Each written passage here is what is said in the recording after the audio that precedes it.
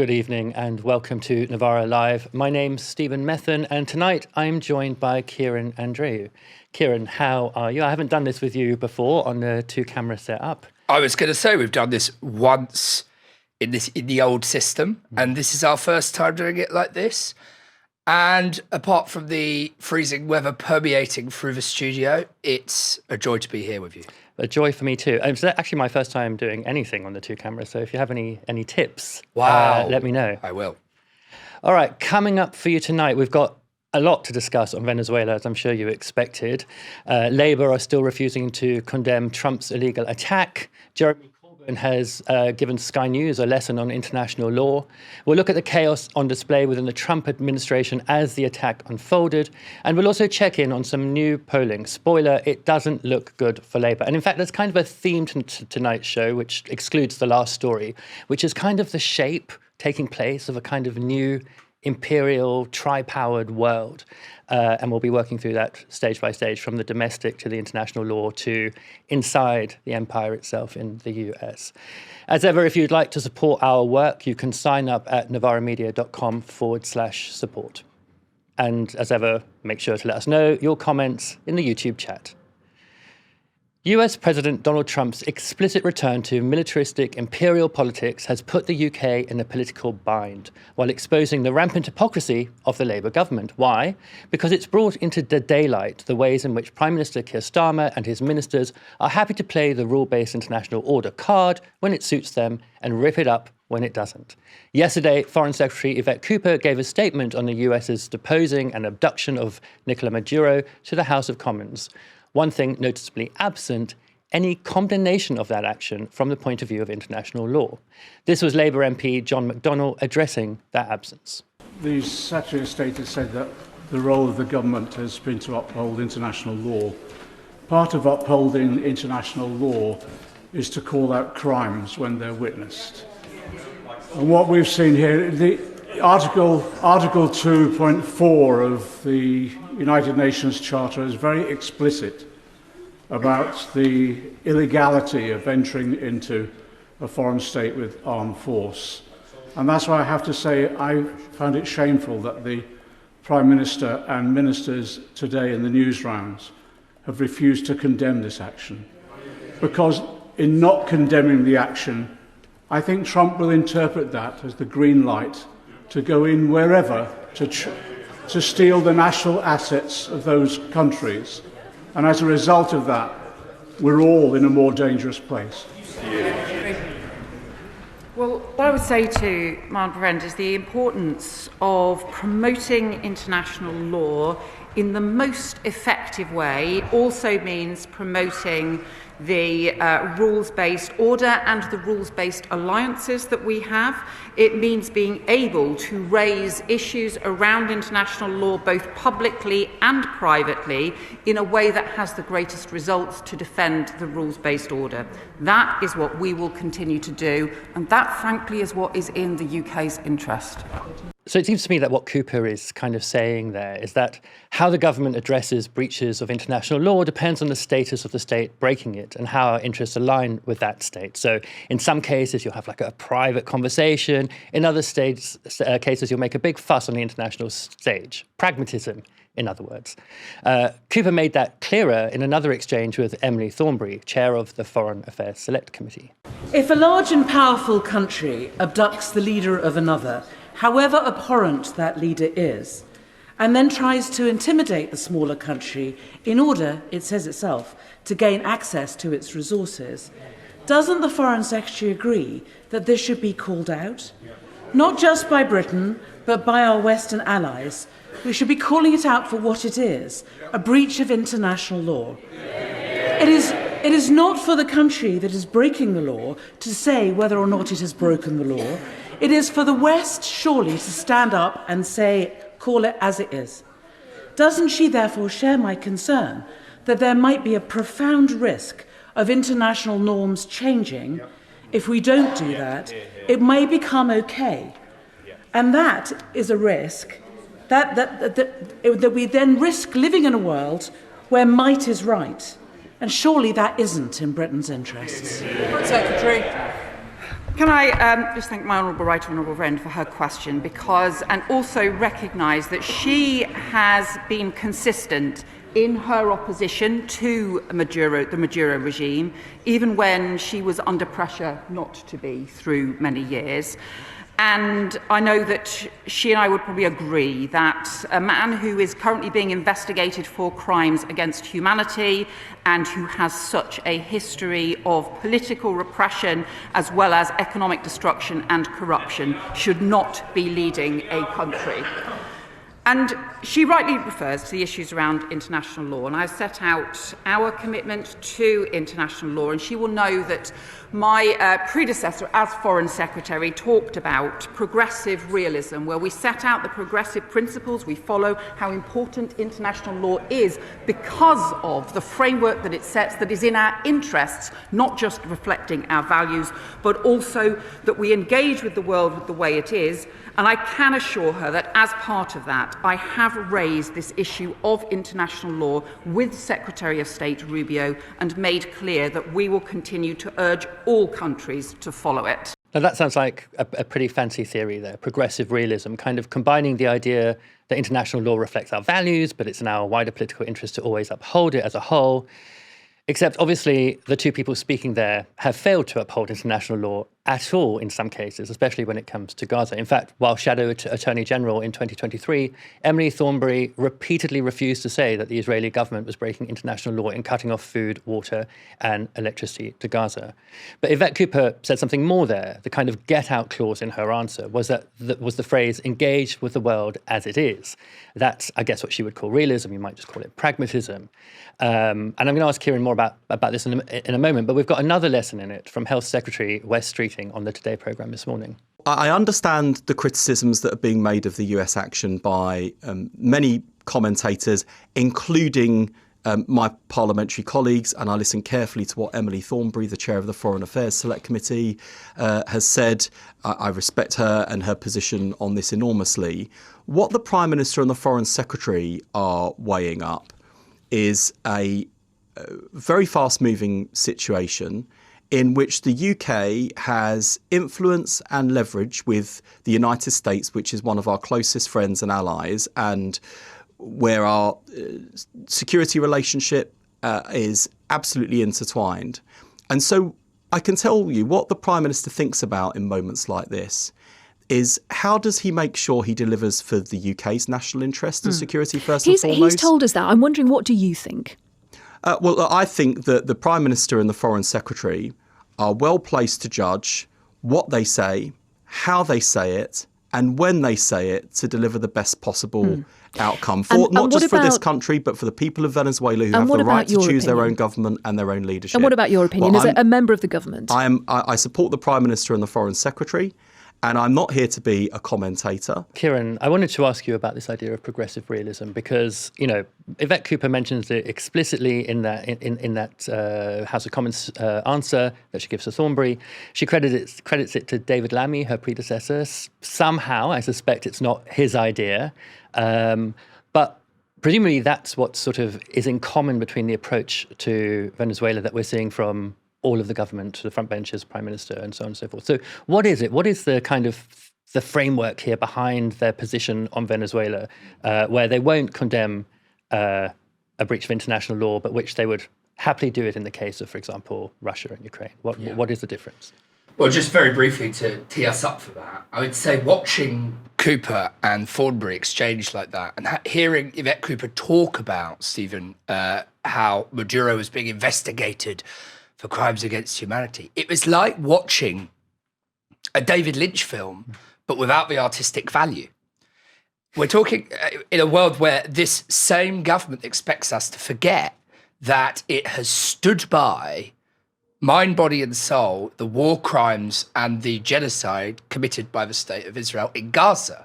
I mean, Netanyahu has an arrest warrant out against him by the highest court in the world, in the international rules-based, order-based system that she keeps invoking. So to hear them both talking as though nobody knows that, yeah, it was reminiscent of a David Lynch film, but without the artistic value. That's the first thing. To your point about realism, progressive realism is a sort of it's a buzzword. It's a phrase that they've tried to get circulating around the Foreign Office, around Westminster, since the Starmer government came into power. To my mind, it means virtually nothing. And it means even less now that this government seems completely unwilling to condemn or even strike any kind of note of opposition to what President Trump has been doing. This isn't progressive realism. This is law of the jungle. It's law of the jungle stuff. And it's the smaller animals too petrified to deviate in any way, shape or form. It's as simple as that. If it were real realism, if it were, we should briefly define, I think, what realism. Realism was, a school of international relations developed in the early 20th century that says that states have rational national interests that they pursue and that ideals are very peripheral in the actual functioning of the international state system. Right, very basically speaking. The only thing is that all actual realists, all significant realists, thinkers, policymakers over the past century, tend to oppose, John Mearsheimer, people like that, they tend to oppose the kind of naked colonialism that has been deployed in Venezuela over the past week, precisely because they understand that it disrupts the balance of power in the international system. It risks destabilizing the international system. Sovereignty, which is the main thing that's been violated here, is not a woolly liberal concept. Sovereignty is not something that was developed by liberals to try and make everybody love each other more, respect poor countries more. Sovereignty was a cold, hard, realist calculation way back in the 17th century that was begrudgingly accepted by states as a very effective way of laying the groundwork for capitalist accumulation.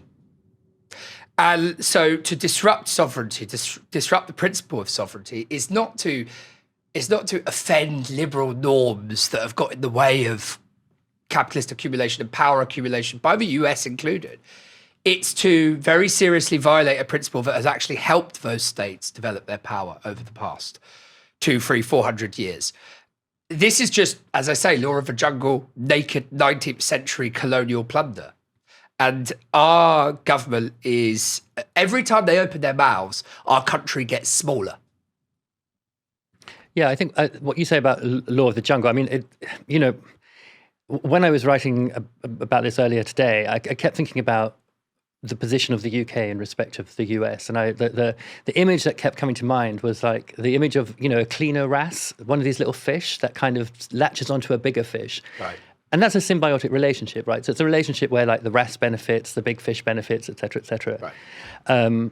But this idea of when you have this kind of view of your relationship to a larger power like the US, and the US is sort of starting to shift, presumably at some point you start to think about whether or not that is in fact the place to anchor yourself. That is in fact even if you're thinking in purely pragmatic terms, yes, whether that's in fact the most pragmatic relationship to uphold. I mean, do you think that's something that any UK government is capable of thinking, or are we just so habituated to the thought of being within the American sphere of influence, no matter what they do?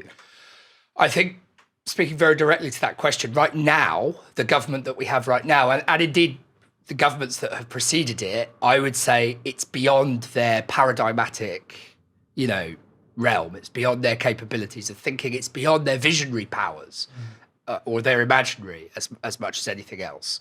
But you're absolutely right. Again, a key tenet of realism is not that or international relations theory is not that there is one route out of everything. It's that there are several possible routes. We can explore what those might be. I mean, I think the UK could very seriously start to think about its future, either bandwagoning with other hegemons or carving out and taking more seriously other alliance structures. Don't know who they would be, but or thinking about a kind of cooperative independence, where obviously we're bound into an international system of trade in goods and services and, military cooperation, but we stake out a more singular path. We're not as closely. Now, both of those options would require, first and foremost, detaching ourselves and disembedding ourselves from the American military. First and foremost, we've tried stranglehold that the American military system has over Trident. But yeah, there are other options. You're absolutely right. And just briefly to finish on that, Stephen, part of the reason that realists don't support the kind of jingoism and colonialism that we've seen over the past week is because they understand that every other state is realist too, or they think that every other state is realist too. They have their own rational self-interest. I'll put it back to you, actually. If you're a regime or you're a leader in another country right now that is not explicitly allied with the United States, or even if you are, given what's going on with Greenland, what would be the most instrumental or rational thing for you to be doing right now? Building up my own defences in some way. Exactly. Making sure that it was very dangerous to attack me. Exactly. And unfortunately, that points first and foremost to a nuclear, build-up of nuclear weapons. And so, yeah, it's evoking realism in this way. I think, it's Yvette Cooper using a concept that is either over her head or the SPADs making them use it in a way that's over all of their heads. Yeah, chilling stuff. Let's go on to a case, though, where Yvette Cooper actually makes an intervention, which is a relatively bold one, considering. Donald Trump has been fairly clear, and we'll get onto this later in the show in more detail. Donald Trump has been fairly clear that his understanding of American power is that it should be used to shore up U interests wherever necessary and wherever they may lie. And one of his expressed targets has long been Greenland. In the House of Commons, Yvette Cooper had a very different take on Trump's threats to annex the territory. The House will have seen recent comments from the United States and from Denmark regarding Greenland. Let me be very clear on the UK position. Greenland is part of the Kingdom of Denmark. Our close European partners, our long-standing NATO allies, and all our countries work closely together on security issues and will always do so. The future of Greenland is a matter for the Greenlanders and Danes and no one else. No one else. Today, Keir Starmer has also, somewhere within himself, found the ability to speak up on Greenland. In a joint statement with other European leaders, the Prime Minister said this: Arctic security remains a key priority for Europe and is critical for international and transatlantic security. NATO has made clear that the Arctic region is a priority and European allies are stepping up. We and many other allies have increased our presence, activities and investments to keep the Arctic safe and to deter adversaries. The Kingdom of Denmark, including Greenland, is part of NATO.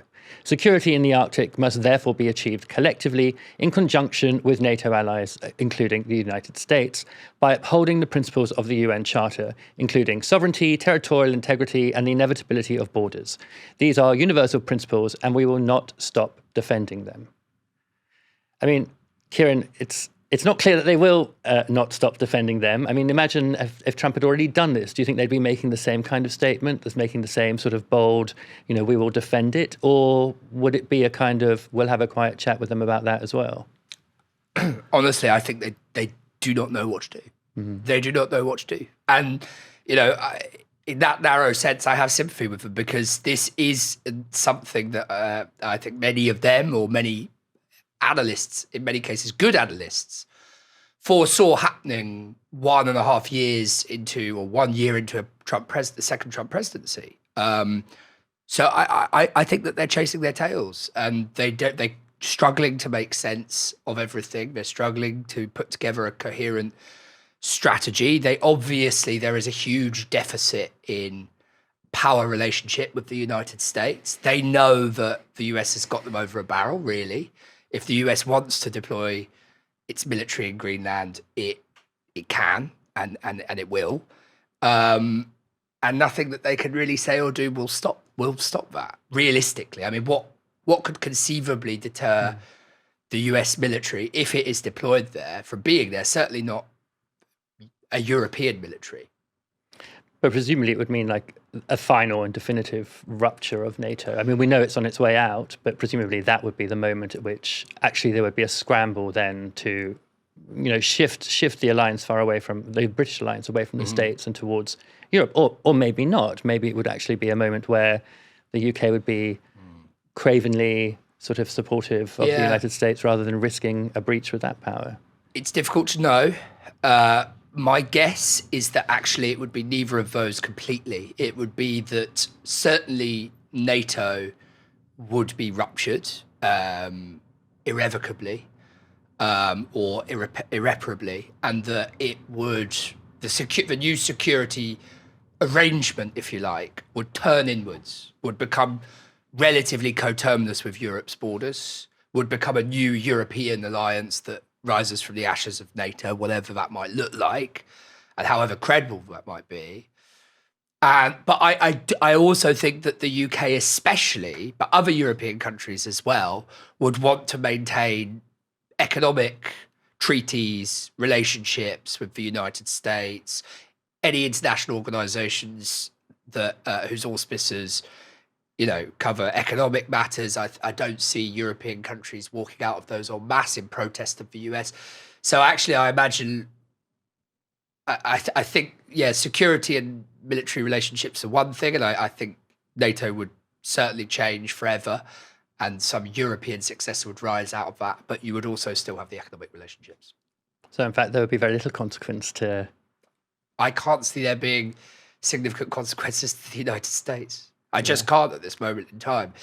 And even if the United Kingdom, by the way, struck this more critical tone, it wouldn't necessarily just be a question of dealing the US with consequences, because we know that those are above our pay grade as a country, really. It would be about what we want, what kind of a country we want to be for the remainder of the 21st century. Do we literally just want to be a supplicant, a vassal of the US empire in one of its most chaotic moments? Or are we happy to deal with some of the consequences of severing full support under such circumstances? While Labour government ministers continue to show their pretty much endless elasticity when it comes to both principles and pragmatism, one British politician has managed to hold the line on both. Not that the British media has made it easy for him. This was your party co-founder and former Labour leader Jeremy Corbyn on Sky News last night. Obviously talking about Nicolas Maduro, who has been in court in New York today. He has described himself as a decent man. Do you think he's a decent man? He's the president of Venezuela, and the issue is the illegality of what the United States have done. It isn't whether he's a nice man or a bad man or a good man or whatever. The question is, international law does not allow one country, even the USA, to go in and kidnap the president of another country. If they do that, how are they going to complain if anybody else does the same anywhere else? Let me take on both of those things if I can. It does matter, surely, if he's a decent... I mean, is he a friend of yours? Would you describe him as a friend? I've met him. I was interviewed by him on a television programme many years ago while I was at the UN Human Rights Council, and he was deputy to Chavez, as you know, and the country has obviously had enormous problems, not least because of the huge level of sanctions by the USA on it, and that has created a lot of problems. Now, would you describe him as a friend, though, or an ally? I don't know him well enough to be able to say that. OK. The reason I say this, you say it doesn't matter whether he's a decent guy or not. I mean, this is from Amnesty International. You're an internationalist. Amnesty is an important organisation, saying that last year after the presidential election, 24 people died as a result of the government's repression. 2 of the victims were children, and 1 was a police officer. There's been arbitrary detentions and unfair trials. Now, let's park aside what the United States done for a second. Surely it's a good thing that he's not president of Venezuela anymore, but given that should be... he is not a nice guy. Kieran, I just have to pause there for a moment because, can you imagine in any world a Sky journalist pulling out, for example, Benjamin Netanyahu's stats on child killings and asking a guest to admit he's not a nice guy before being allowed to proceed to defend him in some way or to talk about the Israeli state's role in Gaza? Unbelievable, isn't it? Right. So whenever any of the kind of stock defenders or apologists of child murder in Gaza, systematic mass child murder in Gaza, or genocide, or people who want to come out and find nuances and philosophize around the edges of starvation in Gaza, they're never asked, what do you think about Benjamin Netanyahu? They're never asked, what do you think about Ben Gvir? They're never asked what they think about any of that stuff. So, yeah, absolutely. And it's not just, by the way, that Jeremy Corbyn was asked at the tail end of a more substantive piece. It's that the guy led with it and actually even said the words, let's leave aside for a moment what the US has done. It's extraordinary. Let's leave aside for a moment the entire basis of this conversation in any sensible or sane world. That guy was such a brainless lapdog, and unfortunately so many media pundits of his ilk are. But yeah, it's absolutely maddening for the comparative reasons that you draw rightly, Stephen, with Israel, but also just the way in which such people think that they are there simply to confuse very, very obvious wrongdoing in terms of international law. Yeah, exactly. I mean, I also want to say, you know, the way he brings out amnesty and uses an amnesty report to support his argument. I feel, you know, I can't say about this journalist in particular, but I feel like there are so many journalists of that ilk who would just discredit amnesty when it comes to their sort of setting the agenda over some particular piece of international news, some particular figure that they, for example, or the mainstream in this country supports. So, yeah, I mean, like for me personally, you know, I generally, you know, trust Amnesty and trust various other international organizations, and, you know, very happy to listen to that the report as given there in respect to Venezuela. But I don't think with these kind of corporate media types, it plays the other way at all. The sources are cherry-picked for the argument they want to make, and they're thrown away for they're dismissed or discredited when they make an argument that they don't Absolutely, and they don't push back as well. I mean, even if they don't recognise them as authoritative sources themselves, even when they're discredited by pro-Israel guests, say, I'll use that example repetitively because it's the most, you know, present and evergreen example at the moment. But ultimately, they never push back against any poo-pooing or rubbishing of Amnesty, Human Rights Watch, you name it, the United Nations. Every single one of those organisations is dismissed by apologists of mass systemic child killing in Gaza. And individuals like that presenter, whose name I don't know and don't wish to know, will never push back against it. They'll never, as you say, they'll never question. Yeah.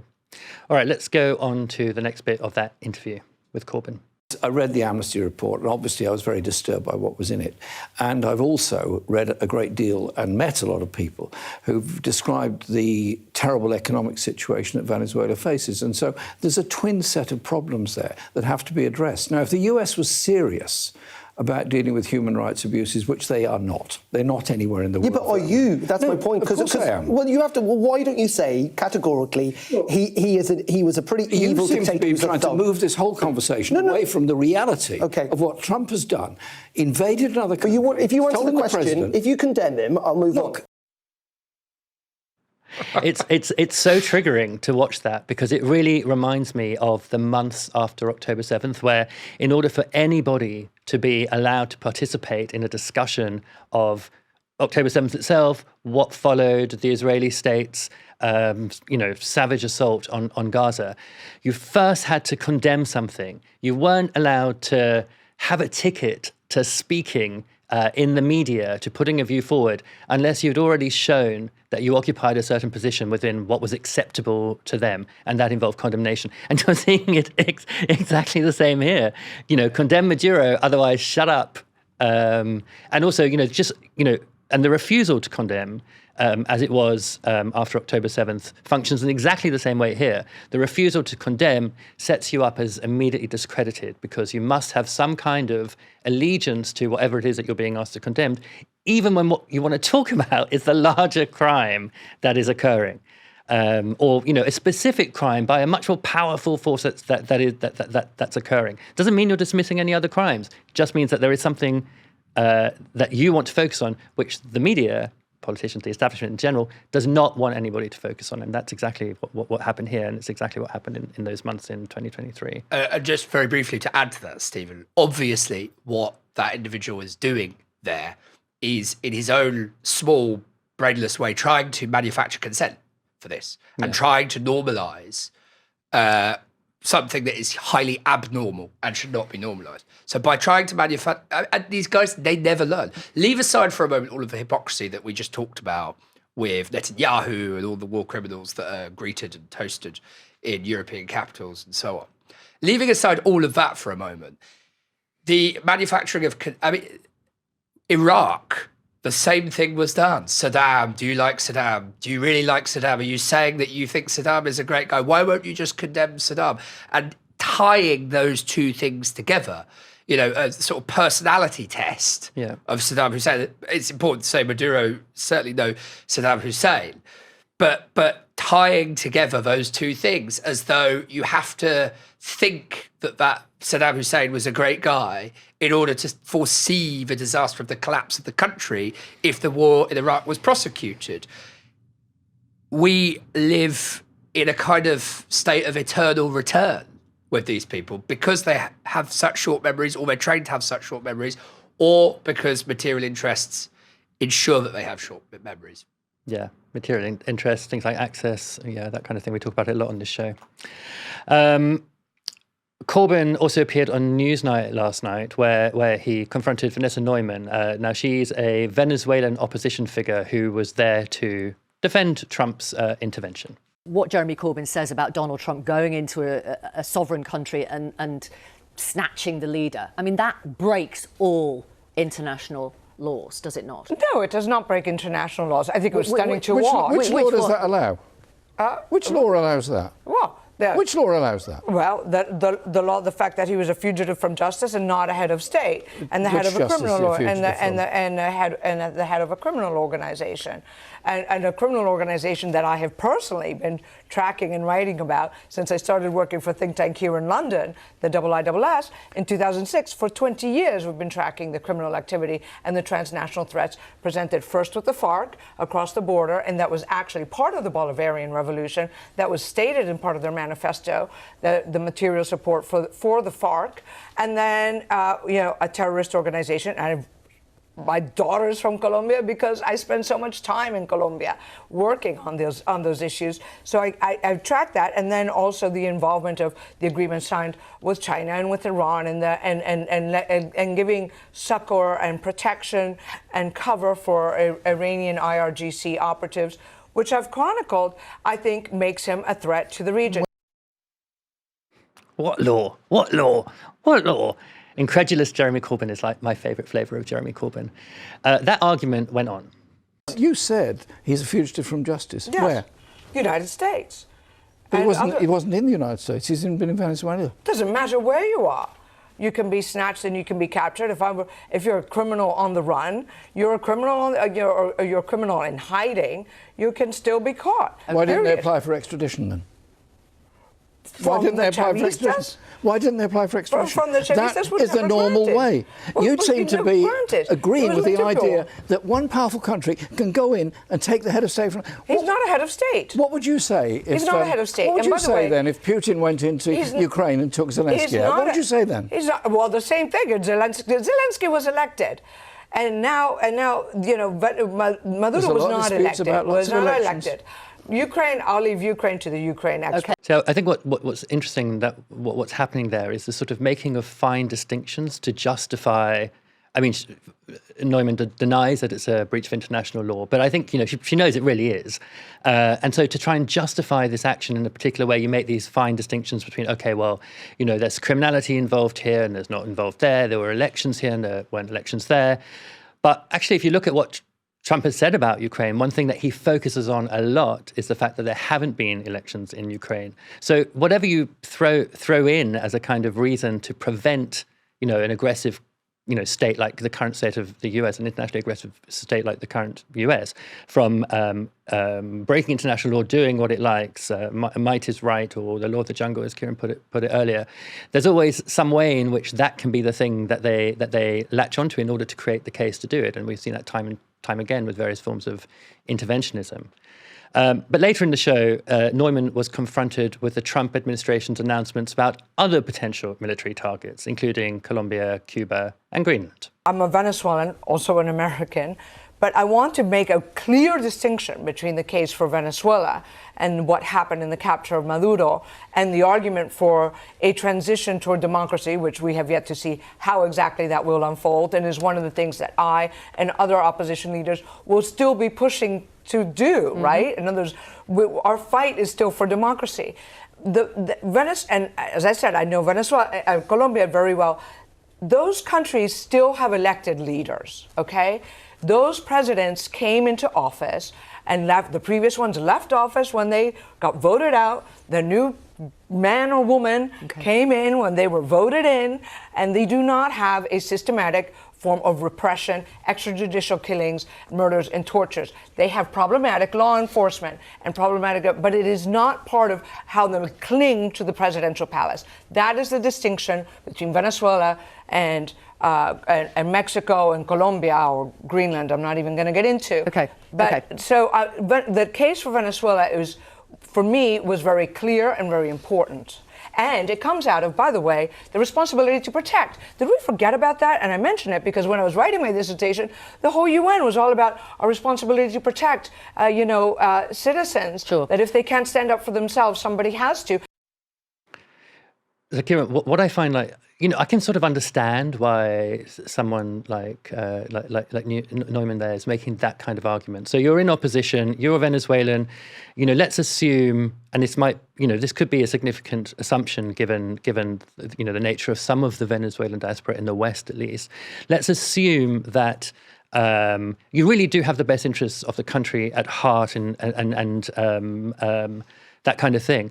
The issue here, though, is that what you're doing is that you're making a case justifying the action of the US president on, what you might call humanitarian interventionist or liberal interventionist grounds, when it's very clear that those are not the grounds under which Trump has taken this action and taken Venezuela under US control, as he put it. He hasn't done it to make sure there are elections. In fact, he's now, he's just, as it were, taken control of the existing regime and its structures. It's very important for him to do that because if he wants to get the oil out of Venezuela, he can't have the kind of chaos that might follow proper regime change, which is what I think the opposition abroad were hoping for.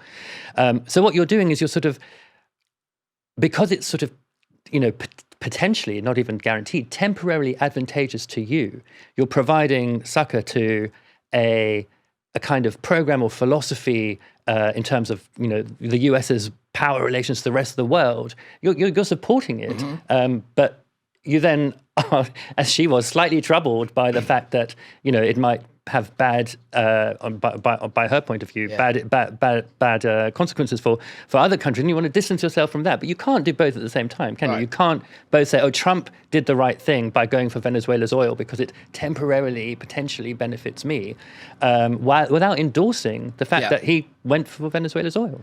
I think it's incredibly depressing how cheaply and easily people will sell their own countries to a foreign colonial power if they think that it means that they will move up the social, economic, maybe not economic, because as you rightly say, most of them are from the upper crust of Venezuelan society anyway, but let's say the social and political hierarchies in their country.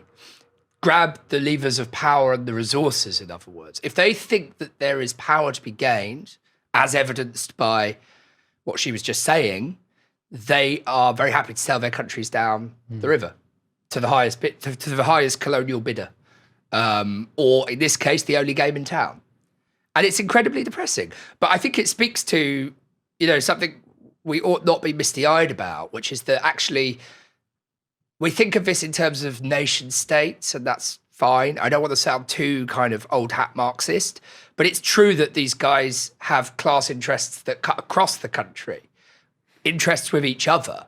They are the ruling class that were deposed, as they see it, by Chavez in 1998. And they're trying desperately to get back into power. A lot of those characters are the same characters or the children of the characters that existed before the Chavismo revolution in 98, 99.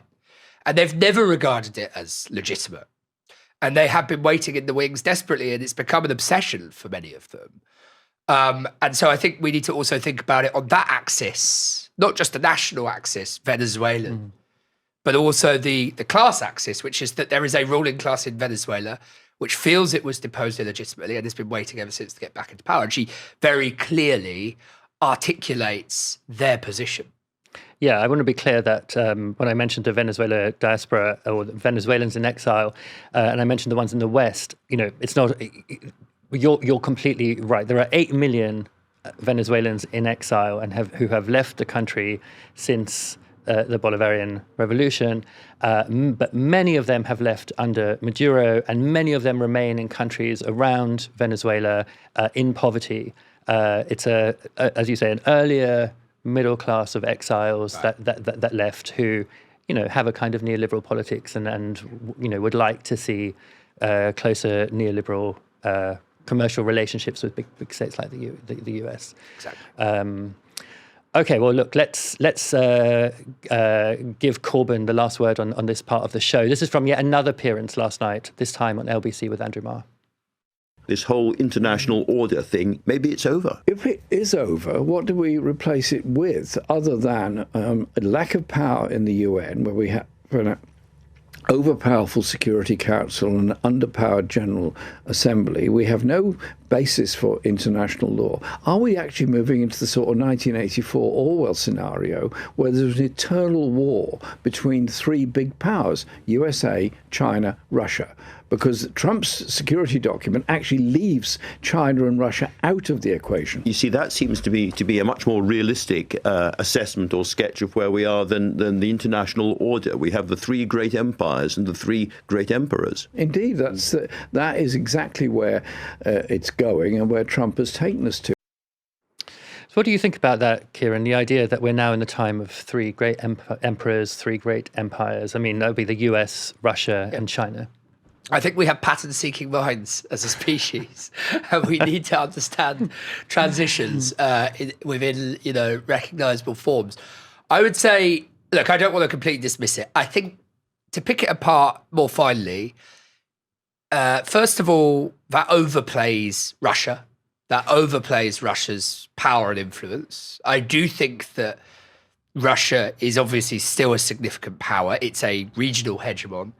But to cede, presumably within this tripartite system, to cede all of Europe to Russia, I think that is in danger of lapsing into kind of delirious or hysterical fear-mongering about, the sort of expansionist threat of Russia. That's the first thing. I think Russia is actually economically has, and I know that this isn't original, many people have said this, has enormous structural problems or challenges to scale and to face once, and we don't know when it will be, its war economy starts to be mothballed.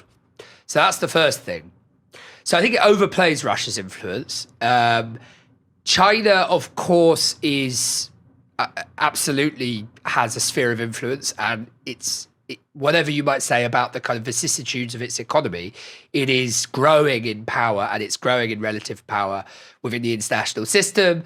It's also it keeps its powder very dry. I mean, look, we don't see at this stage in its development the kind of interventionism that we saw in, say, the United States at an equivalent time. Yes, it has the Belt and the Highway strategy, which is a form of, economic imperialism, you might say, through free trade or whatever.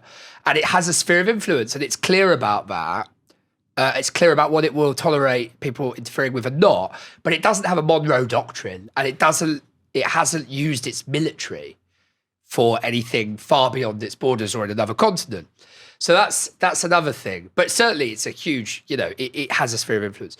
The United States, I still think the United States is in decline. And I think Trumpism is an attempt to try and not distract, to try and enchant, true believers away from that reality. But we can get into why I think that later. I think there'll be more opportunity to talk about it. But no, I think the US is still extremely powerful. And it might be squeezing the toothpaste a little bit harder than it has been for the past 20, 30 years. But I do think it is fundamentally a superpower in relative decline. Yeah, I mean, it's sort of these kind of desperate acts look like something in decline, right? Just sort of grabbing at whatever you can hold on to stop yourself fading.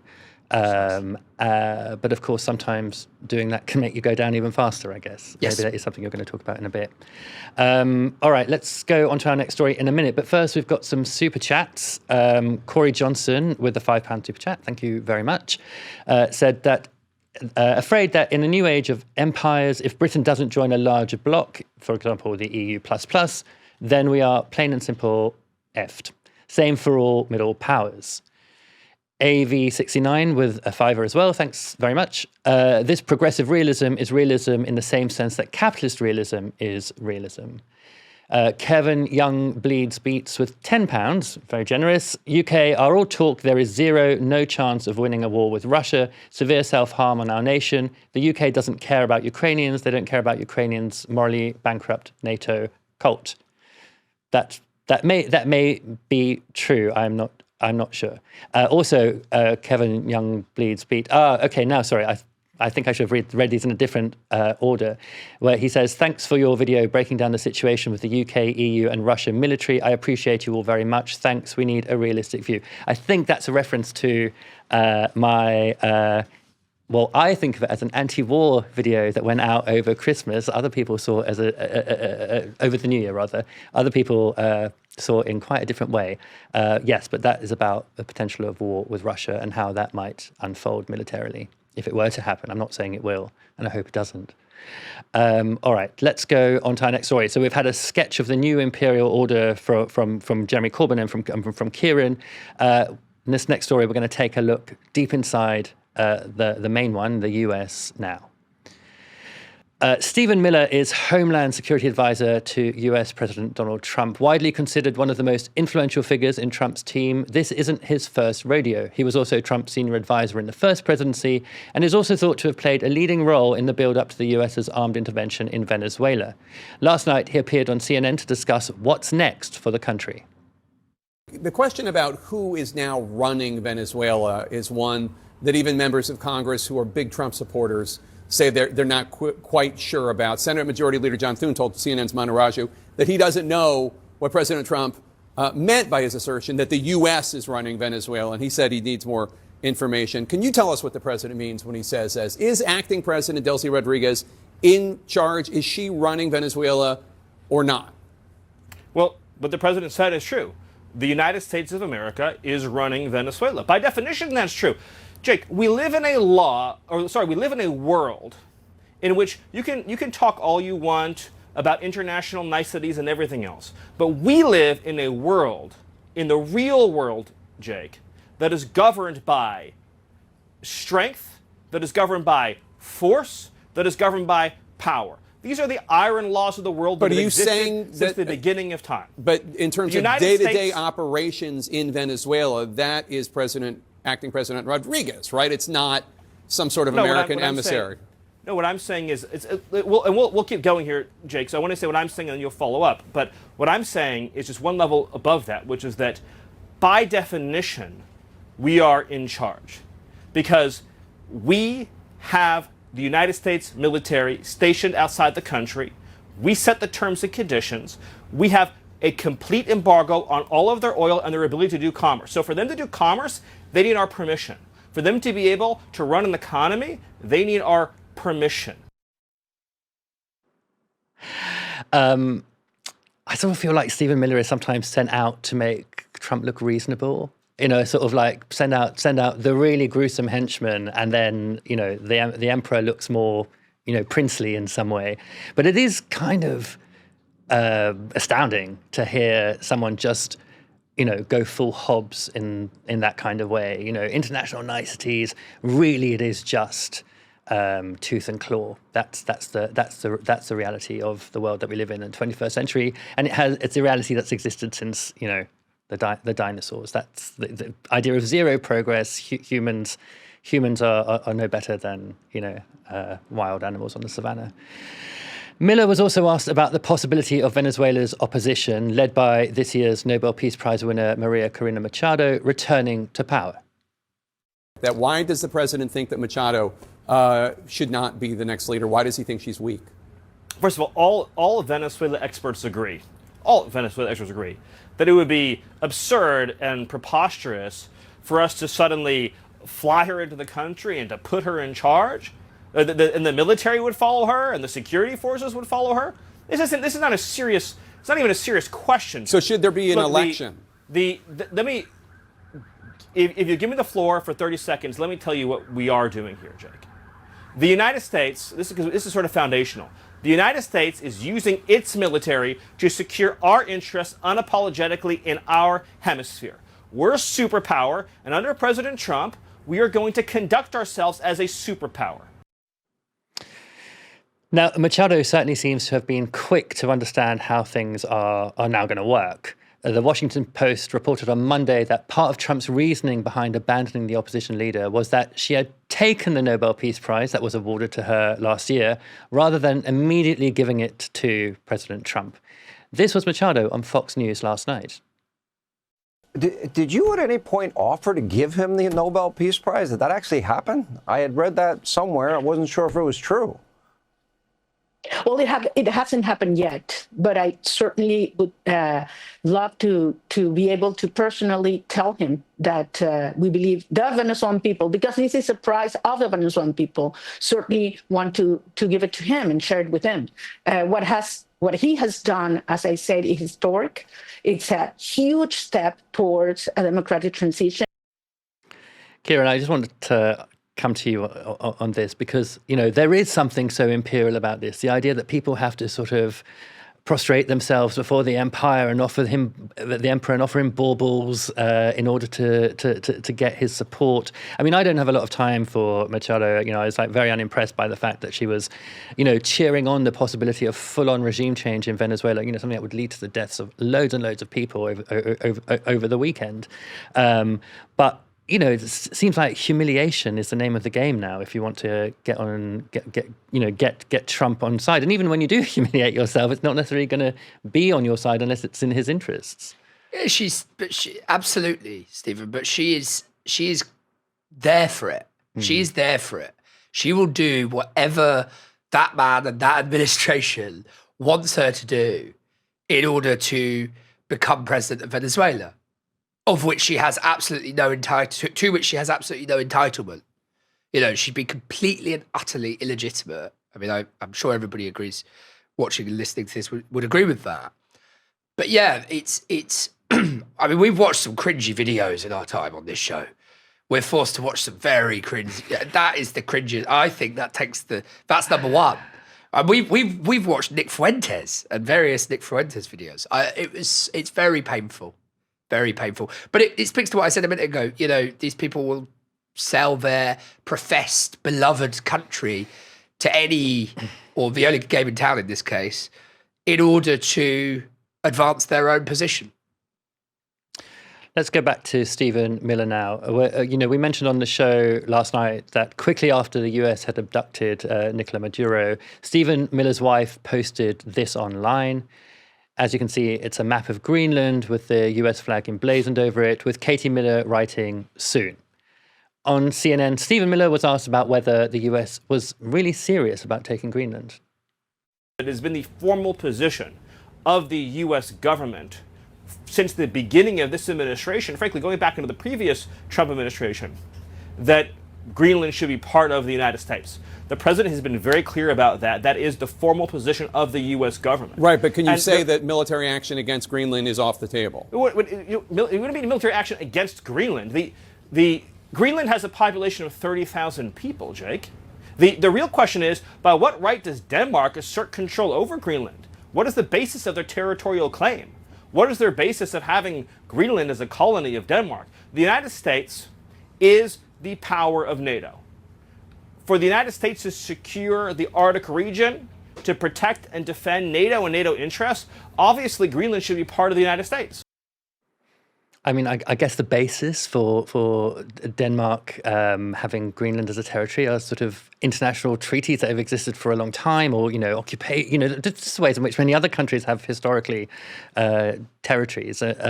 But the argument that Miller made there, the argument that actually the US needs it in order to bolster NATO, to create greater defense in the Arctic is absolute rubbish, because The US already has the right to build bases in Greenland. It's had it since 1951, this thing called the Thule or Thule, I'm not sure you pronounce it, defense agreement. And in fact, it's closed down loads. It's closed down 30 bases in Greenland over the last few decades. Just one remains, a kind of sort of space station. So again, there's this idea that, even though there is this kind of sense of, the muscle flexing of, the US can do what it wants. It can sort of establish an empire or puppet government or, as it pleases. There's still some sense in Miller that you have to build a pretext in order to do it, in order to get cooperation. You have to sort of say, oh, well, actually, we need to do this not for ourselves and the minerals, but for the good of the West, NATO, bolstering NATO. To a degree, but trying to project coherence onto a creature like Stephen Miller is a sure way to fail. I think he does do some of that. You're right, but he also says a lot of we're a superpower, and it's the law of nature, and we're going to dominate. So there's a bit of both going on in the kind of chaotic, contradictory, paradoxical way that you would expect with a mind of his caliber. So there's that. I think we should just briefly talk. I mean, first of all, look, performative shock value. Performative shock value is clearly a key part of the currency of Trumpism, right? That's one thing. So saying the silent part out loud and then being naughty children who have transgressed against polite society. Polite society could be Washington, it could be woke, it could be, those are clearly really critical parts of the currency of Trumpism. It's kind of like, Stephen, in the 70s, I know you'll know this, punks, especially in this country, used to wear swastikas on them. Not because they were Nazis, but because swastika was the most shocking, imaginable symbol in the world at that time. Trolling is an ancient art. Right, right. Some of it, yeah, exactly. They would wear it for that shock. So it's Trumpism is about shock symbolism as well. It's about a symbolism of, profanity and transgression and so on. So there's that. But I do think there's a wider, probably more significant point to be made, which we haven't made yet. So I'm going to talk very briefly about US decline, because we hinted at it before. You can tell me what you think. You might think I'm talking nonsense. But first of all, I think that one thing I haven't seen much of is people assessing the consequences, the negative consequences of all this for the US. And I think there are some that people aren't thinking about because Trump's kind of machismo is so ever-present or whatever in the atmosphere. And on the face of it, colonizing the most oil-rich country in the world can only be a good thing in terms of, economic plunder and so on. But actually, I think, first of all, three things. The economic logic is not what Trump thinks it is. It's going to take a long time to get that oil out of the ground and make it American oil and make it American dollars. So you're talking about many, many years down the line, several years at least down the line, for any kind of tangible economic benefits, number one. Number two, the US, if it's serious about going to Greenland and being in Venezuela and wherever else, it's going to experience a kind of overextension or overstretch, imperial overstretch. There's a great book written by an American professor called Paul Kennedy, published in 87, called, I can't remember, it's Rise and Fall of Nations. And it's about imperial overstretch, in which, stationing people in X and Y and so on stretches the means of the state economically, militarily. And I think that some degree of that will happen, especially if Trump is willing to go the whole hog, and especially if, number three, just imagine that there is a terrorist attack as a reprisal for all this and for what's coming. Imagine if there's a terrorist attack on US soil or in any of these countries that kills US citizens, US personnel, if there's a targeted attack on a US military base, if any servicemen or women die trying to secure these territories for no immediate discernible economic benefit, I think that you'll see public sentiment turning against this pretty quickly.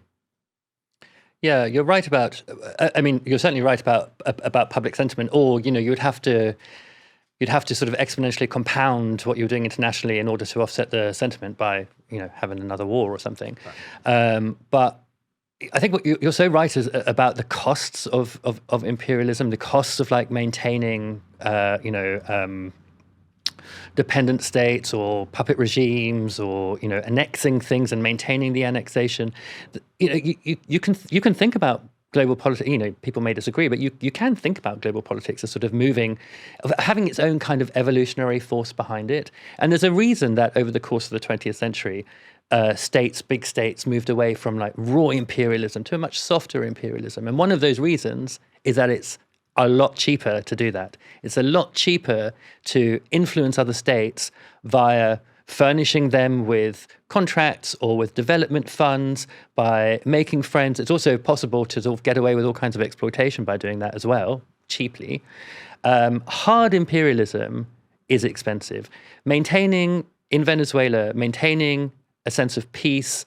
We're already seeing movements around Rodriguez, the possibility of, for example, other players within that government, doing a coup, a lack of, there are police forces out, quelling the local population in various areas already. There are cross currents in Venezuela that were going to need to be managed, and that's going to be hard to manage in order to maintain the kind of peace that's required to set up the infrastructure to extract that oil, and then to do the extraction and the shipping and so on and so forth to the refineries on the US southern coast. That is all going to cost a lot of money, and that's only one country, let alone having a plan to sort of take out Colombia or Cuba or annex Greenland. But maybe they're crazy enough to try it. I don't know. For the first time since the general election, Labour has sunk below the Tories in the polls. I'll say that again. They've sunk below the Tories. A YouGov poll commissioned by the Times and the Sunday Times puts the Labour Party 2 points below the Tories, with parties on 17 and 19 points respectively. Both, of course, remain outflanked by Reform, which is on 26 points. The Lib Dems now trail Labour by just a single point, with the Greens just 2 behind. Now, that switch in fortune isn't because the Tories are doing any better. Their results have remained pretty stable for months. It's because Labour has managed to lose 2 points, in fact, nearly 3 points since Christmas. Kieran, the Tories are up on their worst results over the summer, and they're fairly stable. Reform is a little down on its stronger summer results, but also stable. Labour, however, keeps slipping, and there are local elections just around the corner. What do you think comes next for the party? Well, I think that the situation is irreversible for them, essentially, and I think that it's irreversible for them, not necessarily even because of what they might try and do to reverse the situation. So I had this conversation with Aaron on air a few weeks ago, and he was saying, we were discussing the budget. He was saying, there are things in there that just don't get any attention, that deserve to get attention. Things that are any sort of socially progressive person could get behind. And I don't disagree with that. I think their problem now is that nobody knows what they mean or what they stand for. And nobody has known that from the very beginning. And you could argue that the thing that made them strong in pre-election, i.e. not being the Tories and not standing for anything, and thus not upsetting any electoral constituencies, is the very thing that really damages them and functions as their Achilles heel now. I think that, there was an American sociologist said that all politics is Janus-faced, which is to say, looking externally to the outside world or the international realm and looking internally to the domestic political realm. And I think in both directions, Starmerism, Labour, it stands for nothing that anybody can discern or decipher. And the reason I say the Janus face thing is because, we've been talking about something that seems completely remote to the British electorate, Venezuela, Trump, and so on. And indeed, I doubt they've slipped below the Tories because of this. They haven't. But actually, in a sense, it's of a piece with it, because Starmer and his cabinet will say as little as possible about this. And that has been their way of doing government from the very beginning. I really, really think that there is very little they could do short of a total structural revolutionary overhaul of the British economy and state right now and even then, I don't know if they'd be able to get the message across, that could reverse their fortunes, because the impression of them is, I want to be a good materialist about this, but the impression of them is so set, it's so formed. Yeah, I think you're right about, this really interesting, stupid political strategy of defining yourself as everything that the Tories are, or, just not the Tories. So like the negative space around them. And then when you come to power, what are you but a negative space around the Tories? I think one thing that maybe it's not quite what you said, but I think the British public may not, as a whole, care about Venezuela in particular. It may not be the most pressing political issue for them by a long way. But I do think that there is a great sense of unease about the US, the direction that the US is going in, a great sense of unease about the thought of us being, unanchored from a reliable, stronger partner in the way that we're now unanchored from the EU, and we're also, may not want to be anchored to the US, or, concerns about us remaining anchored to the US as it sort of follows a path that it's following. I think these are real concerns, and I think actually the Labour Party would do well to try and address them. I guess there's an economic moment where it's difficult for them to do it, but of course it's only going to get more difficult. I would say that a good litmus test for that, and I don't dispute it, but I think a good litmus test for it will be how Reform does, because Reform is obviously very explicitly pro-Trump. Farage is obviously close friends with, or maybe not close, but certainly friends.